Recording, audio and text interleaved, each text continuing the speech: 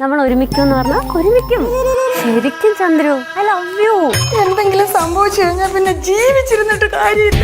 പക്ഷെ അമ്മ ഇന്നേ വരെ ഇങ്ങനത്തെ ഒരാളുടെ പേര് പോലും പറഞ്ഞിട്ടില്ലെന്നേ. നീ ഇപ്പൊ എന്താ പറയണ? ഞാൻ എല്ലാം ഇട്ടെറിഞ്ഞ് നിന്നോട് പറഞ്ഞോന്നോ? ഇതെന്താവുന്നേ എനിക്കൊരു പിടിയില്ല കേട്ടോ.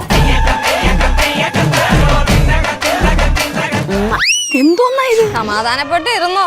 അവസാനം ഇന്നത്തെ ഇത് കുറച്ച് വെറൈറ്റി എപ്പിസോഡ് തന്നെ ആയിരിക്കും എന്നാണ് തോന്നുന്നത്. ചന്ദ്രു എന്ന് പറഞ്ഞാൽ എനിക്ക് തോന്നുന്നു ആണല്ല, ഒരു പെണ്ണാണെന്ന് തോന്നുന്നു.